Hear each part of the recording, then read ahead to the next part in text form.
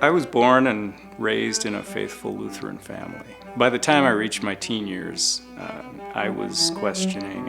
My faith was slipping. Eventually, I rejected it. I rejected my faith. The Bible was, during that time, was just a historical kind of a literary object. But the real truth of what it's revealing was hidden from me.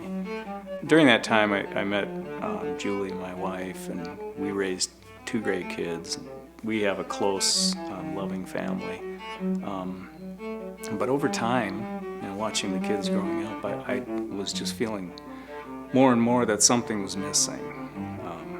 And I didn't know it at the time. It wouldn't have occurred to me to attribute it to God, but I do believe now that the Holy Spirit was working on me. Maybe had never left. Well, we came to First Lutheran several years ago. And at first we were just weekly attenders. You sit in the back and make a beeline to the door at the end of the service.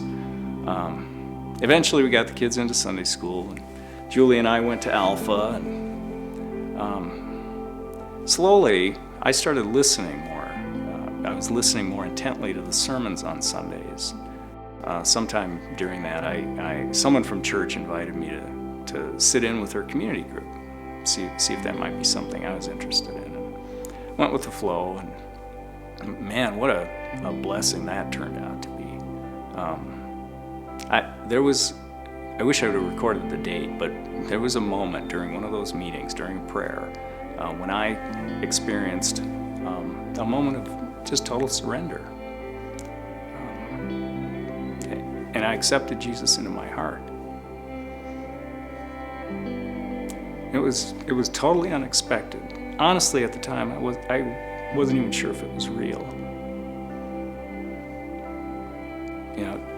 Jesus taught us about the seeds that fall on rocky ground and how they start out okay, but soon they die out because they don't have moisture to keep them growing. And he explained that those seeds are the people who hear the message and accept it, but only for a short time because they don't have deep roots. I didn't want my experience to be like that. I approached my spiritual life after that time with a new attitude. Came to understand that it does take a lot of care and nurturing to grow those roots, just like a gardener who wants healthy plants. In my own spiritual health needed care and feeding. Or I could use another analogy. It's like it takes practice for a musician to build and maintain his skills. So we all worship together as a big family on Sundays, and this is my church family. I feel that. But in my experience, I think it's important to spend some quiet time, alone time with God every day, prayer, Bible reading.